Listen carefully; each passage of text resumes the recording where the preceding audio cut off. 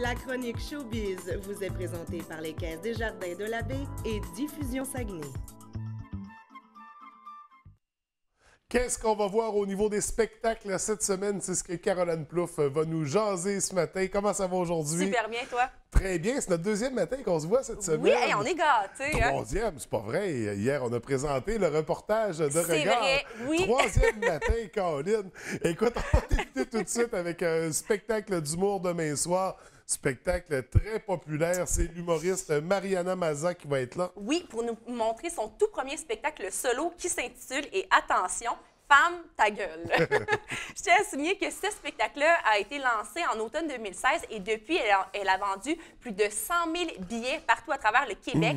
Donc, ça va très bien de ce côté-là pour elle. Et avant toute chose, moi, je tenais à revenir sur sa carrière parce qu'à l'âge de seulement 26 ans, elle a pas mal de bagages derrière elle. Ouais. Je ne sais pas si tu savais, mais mis à part le métier d'humoriste, elle est également animatrice pour l'émission Jeunesse Code F. Et on a pu également la voir dans plusieurs comédies québécoises. Donc, elle est également comédienne. Et imaginez-toi donc qu'au départ, elle étudiait en communication.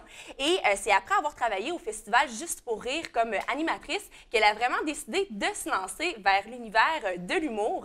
Suite à ça, elle a enchaîné les festivals. Elle a fait la première partie du spectacle de Peter McLeod. Elle a également lancé un spectacle d'humour avec Virginie Fortin, un spectacle qui a quand même été populaire. Oui. Et là, cette fois-ci, elle nous arrive avec son tout premier spectacle solo que vous allez pouvoir aller voir d'ailleurs jeudi. Et je tiens à souligner que c'est un spectacle qui s'adresse à un public de 16 ans et plus parce que c'est très cru comme spectacle. En 90 minutes, là, elle parle de toutes sortes de sujets avec aucune gêne. Elle va parler de tout ce qui touche la jambe féminine. Elle va parler également de son surplus d'hormones et même de sa pilosité. Bref, c'est vraiment sans tabou ce spectacle-là. Et si jamais à la maison, vous hésitez à aller le voir, le spectacle ou non, bien moi, je vous rassure en disant que ça vaut vraiment la peine parce que les critiques sont excellentes. Il y a même une critique qui dit que son spectacle frôle la perfection. Donc, c'est vraiment à voir. Le coût des billets pour aller là est de 36 $. Donc, un spectacle à ne pas manquer s'il y a encore des billets qui Oui, ça circulent, reste à voir. Parce qu'elle est très, très en demande, Mariana Maza. Du côté, on va se diriger du côté de la musique. En fait, samedi, au Théâtre Banque Nationale, c'est notre artiste originaire de la région, Bruno Pelletier. Oui, exactement. En septembre dernier, il a sorti son 13e album qui s'intitule « Regarde autour ». Et ce qui est de vraiment particulier avec cet album-là, c'est que c'était pas du tout prévu dans son parcours. En fait, c'était un très bel accident de parcours. Je m'explique. Pour la semaine de prévention de suicide, l'artiste avait enregistré une chanson qui porte d'ailleurs le même nom que l'album, qui s'intitule « Regarde autour ». Et c'est grâce à cet enregistrement-là qu'il a eu envie de se lancer dans un album qui allait parler de thèmes sociaux et d'amour de tout genre. Là. Pour en revenir au spectacle, le chanteur a dit en entrevue que ce qui nous attendait, c'était un show de salon, mais avec la qualité d'un très grand spectacle. Il sera donc sur scène avec deux autres musiciens pour nous offrir un spectacle qui est beaucoup plus intense et émotif qu'à l'habitude. Il va nous interpréter, bien sûr, des chansons qui se trouvent dans son dernier album, mais aussi ses grands succès. Donc, si vous avez envie de vivre une soirée haute en émotion, eh bien, le coût des billets est de 44 $. Pour aller voir Bruno Pelletier, vendredi, demain soir, pas demain, vendredi, cette semaine du moins, on a le groupe Chocolat et Yoko Feu qui vont être du côté du sous-bois. Oui, à 21h30, ce sont deux groupes de psychédélique rock originaires de Montréal. Et le groupe Chocolat a 3 albums à son actif. Il a sorti son tout dernier en 2016 qui s'intitule « Rencontrer Loulou » et qui est à saveur punk et folk. Et du côté du groupe Yoko Feu, eh bien, c'est un groupe qui est formé de 5 artistes. Ils se sont fait connaître davantage au Francouverte en 2015. Suite à ça, ils ont lancé leur tout premier album qui s'intitule « Les enfants sauvages ». Et côté musical, bien, ils ont des influences de la musique des années 70 mélangées avec du pop psychédélique. Donc, si ça vous tente d'aller voir ces deux beaux groupes-là, le coût des billets est de 12 $, sinon c'est de 15 $ à la porte. On poursuit toujours du côté du sous-bois la formation d'Indobies qui sera de retour. C'est pas leur premier passage non, au c'est sous-bois. pas leur première fois. Par contre, je tiens à préciser que là, ils sont en spectacle samedi et dimanche, mais samedi, c'est complet. Il reste encore quelques places de disponibles pour dimanche. D'Indobies, c'est un groupe de post-rap qui s'est formé en 2011. En 2013, ils ont sorti leur tout premier album qui s'intitule Montréal-Sud et qui a connu un assez grand succès, tellement que ça a hissé le groupe au sommet du rap québécois québécois. En 2016, ils ont sorti leur dernier album qui est beaucoup plus accessible et beaucoup plus rassembleur que les autres albums qu'ils ont fait. Le coût des billets pour assister à la soirée est de 25 $, sinon c'est de 30 $. Mais si vous voulez assister au spectacle, moi, si j'étais vous, je me dépêcherais parce que ça va partir assez vite le samedi. Ça s'est envolé comme des petits pains chauds. Je sens que le scénario va se reproduire pour dimanche. Oui, donc un excellent groupe à découvrir si on ne les connaît pas. Au Bistrot Café Summum en fin de semaine, c'est Claude Pelgag qui sera là. Oui, pour nous présenter son deuxième album qui s'intitule L'étoile thoracique. Et moi, je ne connaissais pas cette chanteuse-là. Et j'ai été voir ses vidéos. Et ce qui m'a vraiment marqué, François, c'est son originalité. Autant au niveau sonore qu'au niveau visuel, je trouve que c'est pas quelque chose qu'on est habitué de voir ici au Québec. Bien sûr, le nom Claude Pelgag n'est pas son vrai nom. Hein. En réalité, la chanteuse s'appelle Chloé Pelletier-Gagnon. Donc, je crois qu'elle a essayé de faire un petit jeu de mots pour son nom d'artiste.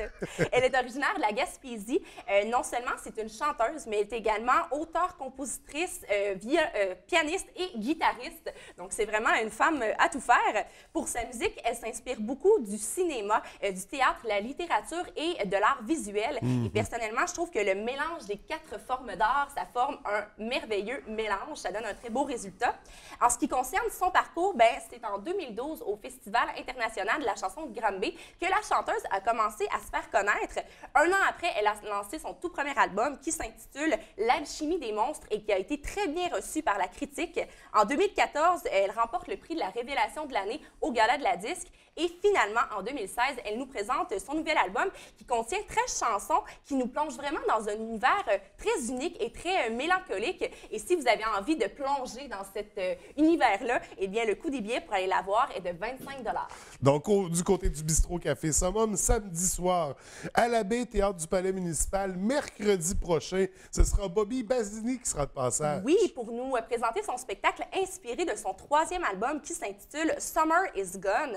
Je tenais à faire un petit retour sur la carrière. Bobby Basini est un auteur-compositeur-interprète qui est non seulement connu ici au Canada, mais qui commence à se faire pas mal connaître au niveau des États-Unis. Le chanteur a toujours baigné dans la musique. En fait, son père était guitariste et sa mère, c'était une chanteuse de folk et de country. Durant le divorce de ses parents, il habitait chez sa grand-mère, chez qui il a fait une découverte très intéressante. En fait, il a découvert une vieille collection de vinyles de Johnny Cash. Et cette trouvaille-là va vraiment venir influencer sa musique au tout début de sa carrière. Son tout premier album, intitulé Better in Time, a connu un grand succès. Il a même été certifié disque d'or au Canada.